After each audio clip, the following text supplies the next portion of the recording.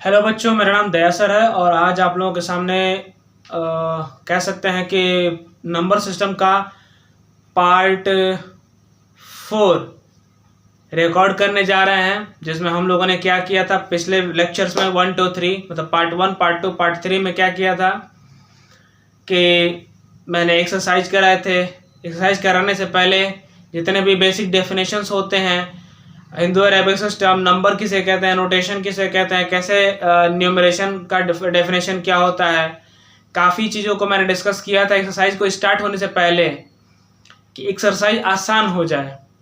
ठीक उसी प्रकार अब नेक्स्ट जो 1B एक्सरसाइज था, उस 1B एक्सरसाइज में हम लोगों ने क्या किया कि ग्रेटर देन लेस देन वाला जो प्रोसेस था वो बहुत ही सिंपल था, बहुत ही आसान था। ग्रेटर देन और लेस देन वाला असेंडिंग ऑर्डर डिसेंडिंग ऑर्डर भी आप लोगों ने अच्छे से पढ़ा हुआ है ना, मालूम है आप लोगों को, मुझे मालूम है, मैं पढ़ाया हूँ। Greater than, less than, ascending order descending order पता है ना। ग्रेटर देन मतलब जिसका बड़ा होता है उसको ग्रेटर देन बोलते हैं, जिसका छोटा उसको लेस देन बोलते हैं, पता है ना, बता चुका हूँ। ठीक है ना। आगे देखो, आगे सुनो, देखो नहीं सुनो। आगे क्या था, असेंडिंग ऑर्डर था। तो असेंडिंग ऑर्डर कितने तरीके से बोलते थे हम लोग, कितने तरीके से बोलते, जल्दी बताओ। तो इंक्रीजिंग ऑर्डर बोलते थे, फिर से असेंडिंग ऑर्डर बोलते थे, फिर से क्या, स्मॉलेस्ट टू ग्रेटेस्ट बोलते थे, स्मॉलेस्ट टू ग्रेटेस्ट बोलते थे। अब डिसेंडिंग ऑर्डर क्या बोलते थे, डिक्रीजिंग ऑर्डर, डिसेंडिंग ऑर्डर, और क्या बोलते थे, ग्रेटेस्ट टू स्मॉलेस्ट बोलते थे ना। याद करो बगिया, जहाँ पे मैंने पढ़ाया था। ठीक है, चलो देखो आगे अब हम लोग क्या डिस्कस करेंगे आज। सोचो थोड़ा क्या डिस्कस करेंगे। सबसे खतरनाक और परेशान करने वाला बच्चों को क्या परेशान करता है भैया, तो परेशान करने वाला है वर्ड प्रॉब्लम। स्टेटमेंट कैसे बनाते हैं, कैसे स्टेटमेंट बनाएंगे। अब सोचने वाली बात है ना, बहुत दिमाग लगता है स्टेटमेंट बनाने में, लेकिन कोई बात नहीं, चुटकियों में, एकदम चुटकियों में हम लोग सॉल्व करेंगे कैसे स्टेटमेंट को, वर्ड प्रॉब्लम को, एकदम आसान तरीके से, सिंपल वे में कैसे बनाते हैं। बस ज़्यादा कुछ नहीं याद रखना है। लास्ट में दे देगा, अगर टोटल निकालने के लिए, सम निकालने के लिए, ऑल टुगेदर करने के लिए, इन ऑल करने के लिए, तो क्या कर देंगे हम, ऐड कर देंगे। जब लेफ्ट कहेगा, रेस्ट कहेगा, हाउ मच लेफ्ट कहेगा, तो हम लोग क्या कर देते हैं, माइनस कर देते हैं। डिफरेंस भी कह देते हैं, माइनस करते हैं, है कि नहीं। ए को दे देता है, कहता है कि 10 का नाम निकालो, 10 का दाम निकालो, एक का दाम दे देता है, 10 का दाम निकालो। मतलब होता है ना कि एक का प्राइस दे देता है कि एक केले का दाम 10 रुपये है, तो 20 केले का दाम कितना हो जाएगा, तो मल्टीप्लाई कर देता, निकल जाता है कि नहीं। तो वो भी पता है आप लोगों को। और क्या रहता है कि एक ग्रुप में 100 केले हैं, इसका दाम कितना रुपए है, 100 रुपये है। तो बताओ एक केले का दाम कितना होगा, है कि नहीं। तो डिवाइड कर देते हैं तो पता चल जाता है। क्लियर हुआ। अरे भाई बोलो हाँ सर, क्लियर हुआ। मेरी बातों को ध्यान से सुनोगे ना। रिवाइंड अगर नहीं सुनाई दिया है बढ़िया से, फोकस्ड नहीं थे, तो प्लीज़ रिवाइंड कर लो और देखो ध्यान से मैंने क्या क्या बोला है। एकदम टू द पॉइंट बोला है, ज्यादा सीधी बात, नो बकवास। चलिए अब आते हैं किस पे, 1C पे, जिसको बोलते हैं वर्ड प्रॉब्लम। तो चलो अब वर्ड प्रॉब्लम पे आते हैं। तो वर्ड प्रॉब्लम क्या कह रहा है बच्चों, देखो ध्यान से, कह रहा है ना कि द नंबर ऑफ पर्सन, ये 1C एक्सरसाइज का वर्ड प्रॉब्लम है, 1C एक्सरसाइज का वर्ड प्रॉब्लम है। तो क्या कह रहा है, जो एग्जाम्पल दिया है, जो सिंपल वे में दिया है, वो आप लोग अपने बुक से भी देख सकते हैं कि नहीं। वही दिया है, प्लस कैसे करते हैं, माइनस कैसे करते हैं, डिवाइड कैसे करते हैं, मल्टीप्लाई कैसे करते हैं, कैसे उसकी स्टेटमेंट बनाते हैं। तो डायरेक्ट क्वेश्चन पे आते हैं। वर्ड प्रॉब्लम वो करो चाहे ये करो, बात एक ही है। वैसे मैंने बोला भी था कि क्वेश्चन को टच करेंगे, लेकिन एग्जाम्पल वाला क्वेश्चन जो वर्ड प्रॉब्लम को होता है उतना मुझे मजा नहीं आता है, मतलब आपको भी उतना मजा नहीं आएगा टच करने में, क्योंकि उतना मतलब वर्ड प्रॉब्लम एक्सरसाइज वाला डायरेक्ट टच करते हैं, है कि नहीं। चलिए स्टार्ट करते हैं। करेंगे the number of person, person कहेगा, पीपल्स कह लो, whose visit the holy shrine of Mata Vaishno Devi during last 2 years was 1,37,89,509। पहला 2 सालों में कुल दोनों सालों मिला करके इतना गया है और इतना गया है। तो पहला साल का ये वाला हो गया, दूसरे साल का ये वाला हो गया 1,29,76,498। अब कह रहा है रेस्पेक्टिवली बोल दिया ना, तो कहने का मतलब क्या है कि पहला साल ये है, दूसरा साल ये है। तो फिर क्या हुआ, how many person visit the shrine during these 2 year, इन दोनों सालों में मिला करके हाउ मेनी मतलब कितने लोग, हाउ मेनी कह दिया ना कितने लोग, लास्ट टाइम में कह रहा है दिस 2 ईयर मतलब इन दोनों सालों में मिला करके कुल कितने लोग विजिट किए हैं। तो क्या करोगे, उसके लिए ऐड कर देंगे। तो कैसे स्टेटमेंट बनाएंगे, इसी में से स्टेटमेंट चुराना है, चुरा करके यहाँ पे लिखेंगे। तो हमको पहले से दया सर ने बताया है कि कोई भी स्टेटमेंट अगर संख्या वाली चीजों पे हो, नंबर ऑफ पीपुल्स के बेसिस पे हो, तो सीधे वही चुरा ले जाएगा। Number of people visit the shrine मतलब कि लोगों की संख्या माता वैष्णो के मंदिर को मतलब विजिट करने की। तो पहले साल में कितना था, तो 1,36,7,89,509। और दूसरे साल में number of people visit the shrine of Mata Vaishno in second year, दूसरे साल में कुल मिला कितना हो गया, तो भैया 1,29,76,498।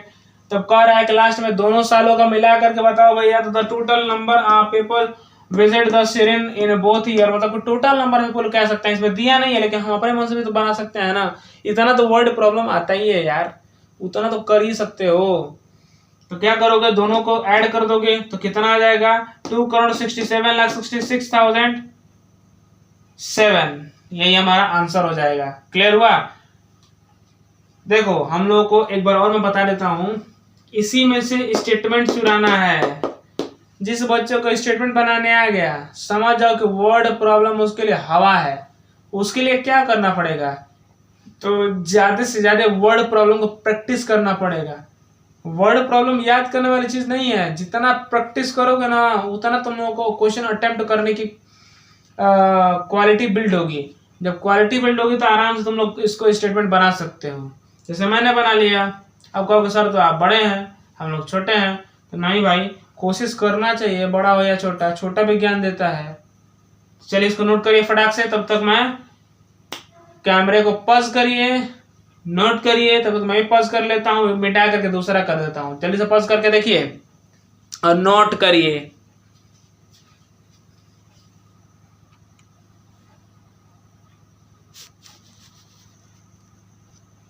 चलिए देखिए सवाल क्या कह रहा है कि last year the 3 factory, sugar factory के बारे में बात कर रहा है, इन ए टाउन प्रोड्यूस्ड इतना बैग एंड इतना बैग। इतना में क्या है, पहला वाला मतलब पहली वाली फैक्ट्री कितना प्रोड्यूस की है, तो 1 10 100,000 10,000 लाख 10 लाख करोड़ 2,46,09,565 बैग। फिर दूसरी वाली फैक्ट्री कितना प्रोड्यूस की है, मतलब चीनी का बोरा, तो 1,87,000 मतलब 87,38,576। 1,87,38,576 बैग, मतलब इतना बैग दूसरी वाली कंपनी ने तैयार किया है। और तीसरी वाली कंपनी ने कितना बैग तैयार किया है, तो 95,64,568 मतलब 95,64,568। तो तीनों कंपनियों ने, पहली कंपनी ने इतना, दूसरी कंपनी ने इतना, तीसरी कंपनी ने इतना बैग चीनी का बोरा तैयार किया है, मतलब चीनी के साथ खालियाना। तो फिर कह रहा है कि how many bag were produced by all 3 factories during last year, मतलब कि उसी साल इन तीनों कंपनियों का मिला करके पूरा ब्यौरा बताइए कि इन तीनों कंपनियों ने कितना चीनी का बोरा तैयार किया। ठीक है, इन तीनों कंपनियों ने कितना चीनी का बोरा तैयार किया। तो कैसे निकालेंगे, ध्यान से देखिए, स्टेटमेंट का ही सारा खेल है। तो कह रहा है कि number of bag produced by sugar factories last year then first factory equal to इतना, मतलब कि चीनी के बोरों का संख्या शुगर फैक्ट्री के द्वारा तैयार किया गया अंतिम साल में। पहला फैक्ट्री कितना तैयार किया, इतना। दूसरा फैक्ट्री कितना तैयार किया, इतना। तीसरा फैक्ट्री कितना तैयार किया, इतना। तो कह रहे कि so total bag produced by sugar factory in last year, मतलब कि अंतिम साल में कुल मिलाकर कितना शुगर का मतलब चीनी का बोरा तैयार किया। तो कितना हो जाएगा बाबू, तो आपका हो जाएगा 5,31,12,709, मतलब 5,31,12,709। यही आपका आंसर होगा। तो इससे मुझे उम्मीद है कि आप लोगों को प्रॉब्लम नहीं हुआ होगा, मैटर समझ में आ रहा होगा कि शुगर एक फैक्ट्री है, उस शुगर फैक्ट्री ने क्या किया है, तो चीनी का बोरा तैयार किया है। पहले साल में आपके सामने दिया हुआ है इतना तैयार किया, दूसरे साल में इतना तैयार किया हुआ है, तीसरे साल में इतना तैयार किया गया है, मतलब तीनों फैक्ट्री मिला करके इतना इतना तैयार किया है उन लोगों ने। तो तीनों फैक्ट्रियों ने लास्ट ईयर मतलब कि अंतिम साल मिला करके कितना तैयार किया है, तो इतना तैयार किया है। यही आपका आंसर होगा। जल्दी से नोट करिए, पॉज करिए वीडियो और नोट करिए, जल्दी नोट करिए।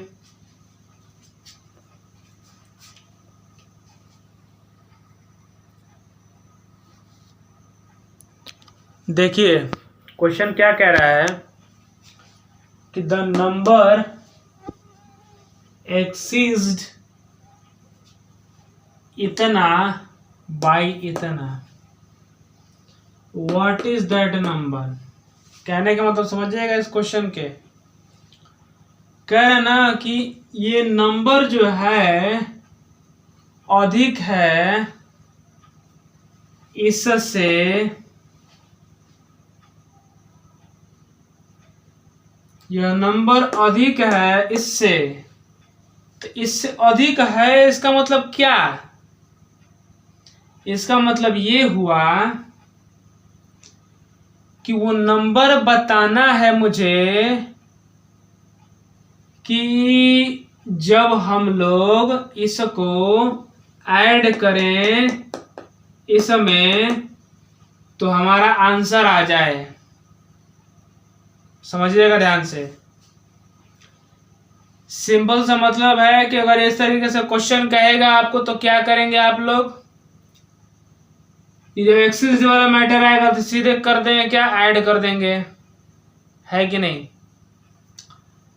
तो नंबर बताना है हमको कि दोनों को ऐड करने के बाद कितना आएगा।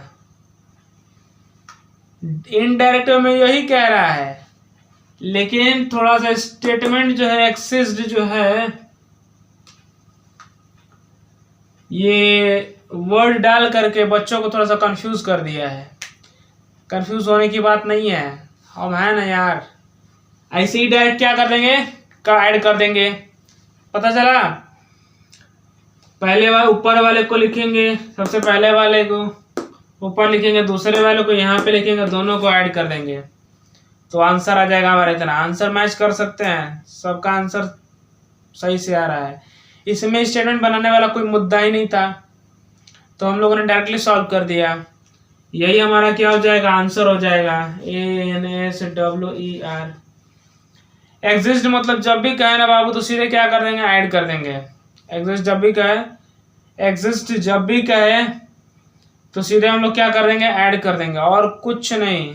ठीक है, केवल ऐड करने वाला मैटर है इसमें कि ये नंबर बताइए कि इन दोनों को जोड़ दें तो कितना हो जाए।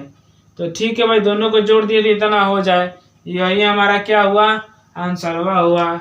जल्दी से लिखिए और छापिए, क्योंकि मैं एक एक क्वेश्चन को करा रहा हूँ। 30 क्वेश्चन है। जल्दी से पॉज करो वीडियो और छापो, लिखो। नहीं समझ में आया बैक करके देखो, 2 बार 3 बार 4 बार देखोगे तो समझ में आ जाएगा। एग्जिस्ट करेगा मतलब ही होता है यार ऐड करना, सीधा बात समझो ना। समझ में आया? चलो जल्दी से करो ऐड।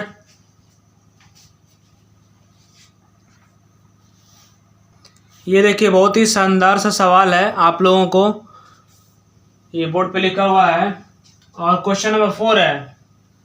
क्वेश्चन नंबर 4 क्या कह रहा है कि एगो चुनाव हो रहा है। चुनाव होता है ना नेताजी लोग का, तो नेताजी लोग का क्या हो रहा है, चुनाव हो रहा है। हो कह रहा है कि 3 गो उम्मीदवार खड़े हो गए हैं। एगो खड़ा हो गया आम आदमी पार्टी से, एगो खड़ा हो गया भाजपा से, एगो खड़ा हो गया है कांग्रेस से। ठीक है, तो मैटर हो रहा है, देखिए समझिए ध्यान से,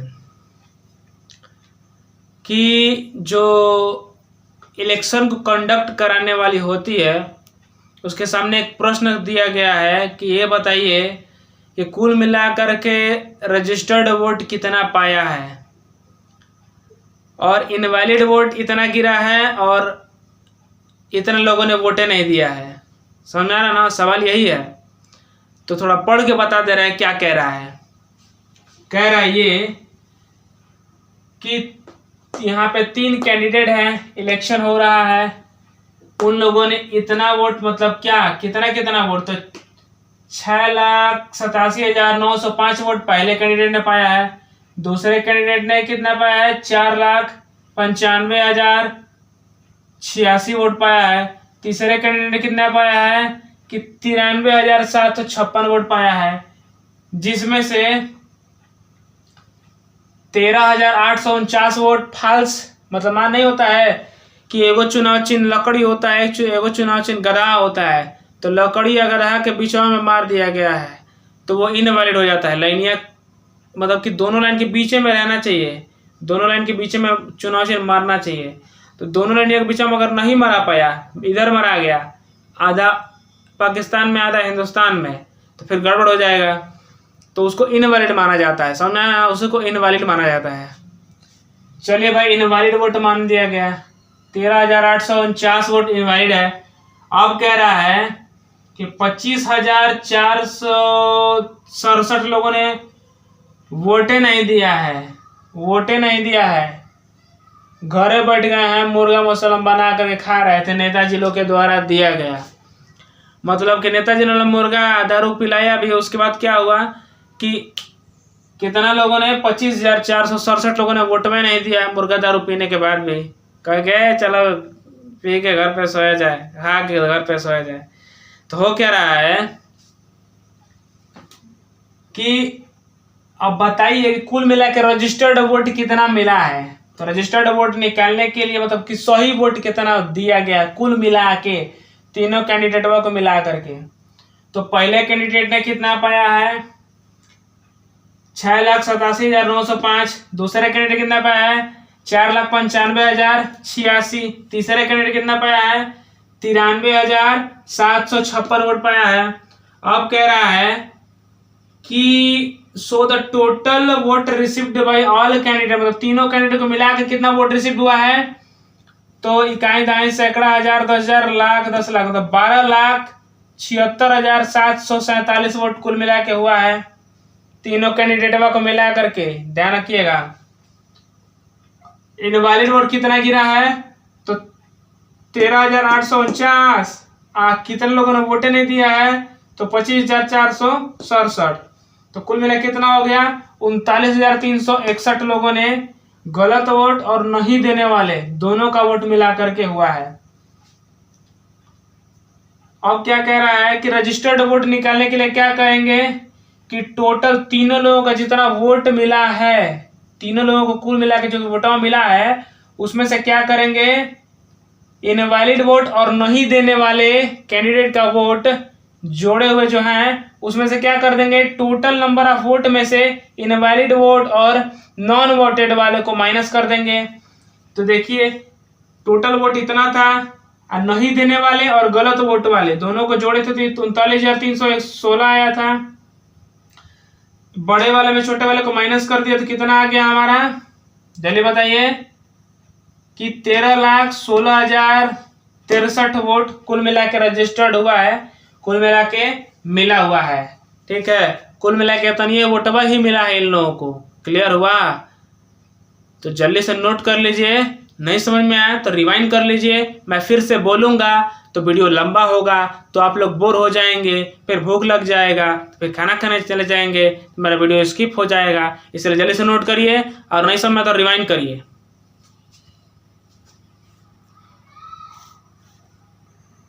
देखिए बच्चा लोग क्या कह रहा है इसमें, 5वां नंबर जो क्वेश्चन कह रहा है कि एक सर्वे हुआ है, किसी का सर्वे हुआ है कि भारत के एक राज्य का सर्वे हुआ है। अब उसमें कौन भी राज्य, मानो राज्य का नाम नहीं दिया है, कह रहे हैं ना कि उसमें प्राइमरी एजुकेशन वाले लोग, मतलब कि प्राइमरी तक कितने लोग पढ़े हैं, कि प्राइमरी तक के कितने लोग पढ़े हुए हैं। तो कितने लोग पढ़े हुए हैं भाई, तो इसमें दिखा रहा है 16,23,546 लोग प्राइमरी तक पढ़े हुए हैं। फिर कह रहा है कि 97,68,678 लोग सेकेंडरी तक पढ़े हुए हैं, और 68,37,954 लोग हायर एजुकेशन तक पढ़े हुए हैं। फिर 26,84,536 लोग इलिटरेट हैं, मतलब कि अनपढ़ हैं, अनपढ़ जिसको बोलते हैं। और छोटे बच्चों की संख्या जिनका एडमिशन नहीं हुआ है तो वो कितने हैं, 6,98,781। तो कह रहे हैं ना कि उस सर्वे रिपोर्ट के अनुसार प्राइमरी तक पढ़े हुए लोग, सेकेंडरी तक पढ़े हुए लोग, हायर तक पढ़े हुए लोग, अनपढ़ लोग और जिन बच्चों का एडमिशन नहीं हुआ है, इन सबका एक जगह इकट्ठा करके और क्या बता देना है, टोटल बता देना है। क्या टोटल बता देना है, पॉपुलेशन। क्योंकि क्वेश्चन में कह रहा है कि find the total population of the state. ठीक है, तो क्या करेंगे उसमें हम लोग, एजुकेशन बेसिस पे सर्वे जो हुआ है उसका टोटल पॉपुलेशन बताइए कि प्राइमरी तक कितने लोग पढ़े हुए हैं, सेकेंडरी तक कितने पढ़े हुए हैं, हायर तक कितने पढ़े हुए हैं, अनपढ़ लोग कितने हैं और बच्चों की संख्या कितनी जिनका एडमिशन नहीं हुआ है।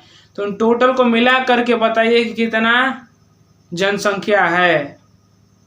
ठीक है, तो क्या करेंगे कि primary educated people equal to इतना, सेकेंडरी तक पढ़े हुए लोग बराबर इतना, हायर तक पढ़े हुए लोग बराबर इतना, अनपढ़ लोग बराबर इतना, उन बच्चों का मतलब एडमिशन नहीं हुआ है तो उनकी संख्या बराबर इतना।